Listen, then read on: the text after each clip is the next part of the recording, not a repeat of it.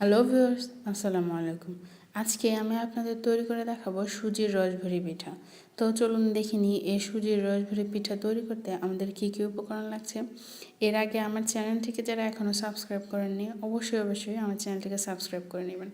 আমি এখানে 1 কাপ পরিমাণ সুজি নিয়ে নিয়েছি, সুজিটা কাঁচা সুজি নিয়েছি, আর চিনি নিয়েছি 1 কাপ পরিমাণ,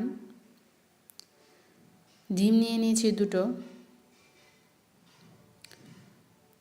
লিকুইড গরুর দুধ নিয়ে নিয়েছি 1 লিটার পরিমাণ।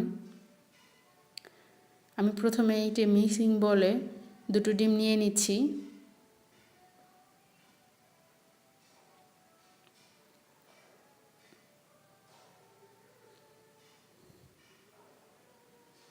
ডিমগুলোকে এবার আমি খুব ভালো করে ফেটিয়ে নিব।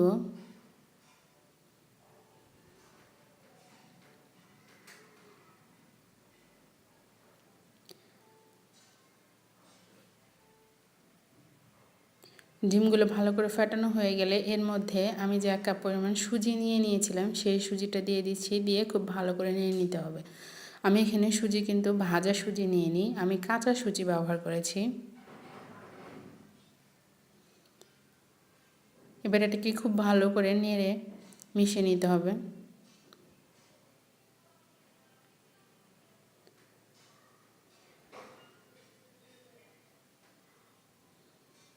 দেখুন ভিউয়ার্স, আমি এবার দেখিয়ে দিচ্ছি আপনাদের পিঠার ডোটা কেমন হবে।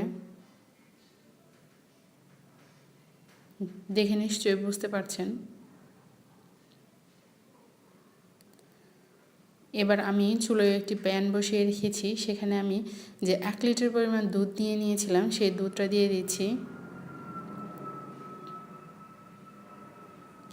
দিয়ে এবার আমি এর মধ্যে 4টি এলাচ নিয়ে নিচ্ছি, আমি এলাচগুলোর মাথা ফাটিয়ে দিয়েছি।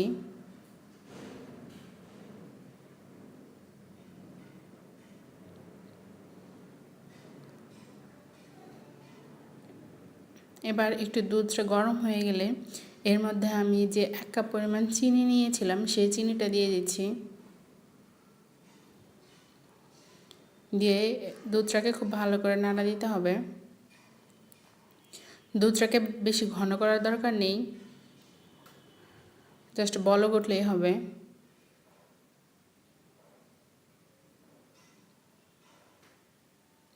দেখুন দুধটা প্রায় বলক চলে এসছে।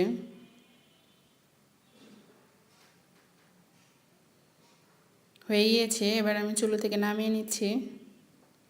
এবার অন্য একটি প্যানে আমি তেল দিয়ে দিচ্ছি। আমি এখানে রেগুলার রান্নার যে তেল সেটি ব্যবহার করেছি পিঠাটা ভাজার জন্য।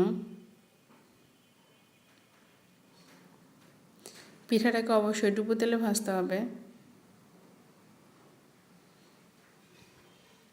দেখুন পিঠেগুলোকে দিয়ে দিচ্ছি তেলের মধ্যে, তেল গরম হয়ে গিয়েছে। পিঠের সাইজ আপনারা আপনাদের ইচ্ছে মতো করতে পারেন, কেউ যদি ছোট বড় করতে চান সেক্ষেত্রে করতে পারেন। আমি পিঠের হাত দিয়েই দিয়ে দিচ্ছি। পিঠাটা যে একেবারে গোল হতে হবে সেটাও কিন্তু না।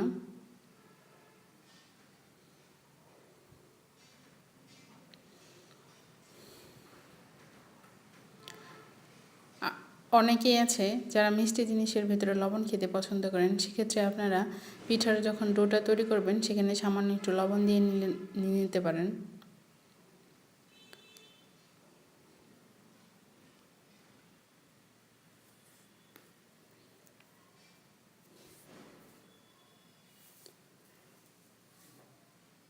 দেখুন আমার সবগুলো পিঠে দেওয়া শেষ হয়ে গিয়েছে। এবার আমি একটি কাঠির সাহায্যে পিঠেগুলোকে উল্টে পাল্টে দিচ্ছি।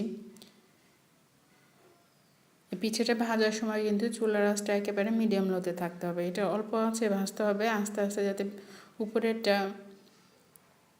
কালার চলে না আসে, ভেতরটা যে হয়তো দেখা যাবে হবে না, সেজন্য চুলার আঁচটা মিডিয়াম লোতে রেখে আস্তে আস্তে ভাজতে হবে যাতে পিঠের ভিতরটা সহ সিদ্ধ হয়। যদি আপনার পুরোটা হয়ে যায়, কালার চলে আসে, ভিতরেটা না হয়, সেক্ষেত্রে কিন্তু দুধের মধ্যে সুন্দর করে ভিজবে না পিঠাগুলো, সেক্ষেত্রে খেতেও ভালো লাগবে না।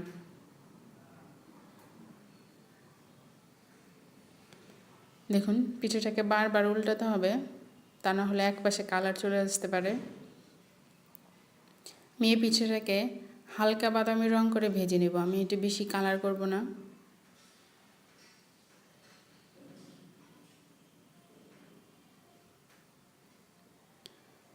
এই পিঠাটা ভেজে সরাসরি আমি যে দুধ জাল করে রেখেছি সেই দুধের মধ্যে দিয়ে দিব।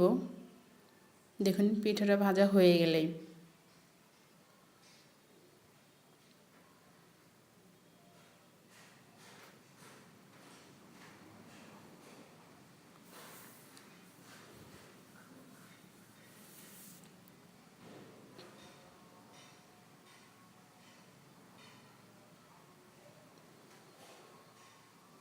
দেখুন ভিউয়ার্স, আমার পিঠাটা প্রায় হয়ে গেছে ভাজা। এবার আমি একটি ছাঁকনির সাহায্যে উঠিয়ে নিচ্ছি তেল থেকে পিঠাগুলোকে। উঠিয়ে আমি সরাসরি দুধে দিয়ে দেব।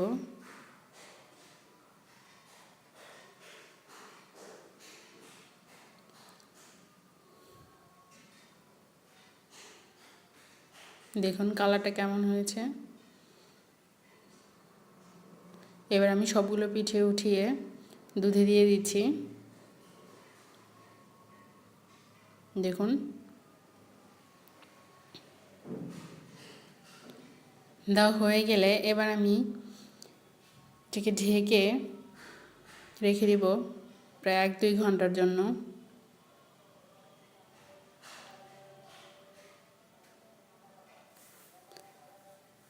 এবার আমি ঢাকনা দিয়ে দিচ্ছি, দিয়ে 2 ঘন্টা পরে আমি পিঠাটা পরিবেশন পাত্রে উঠিয়ে পরিবেশন করে নিচ্ছি।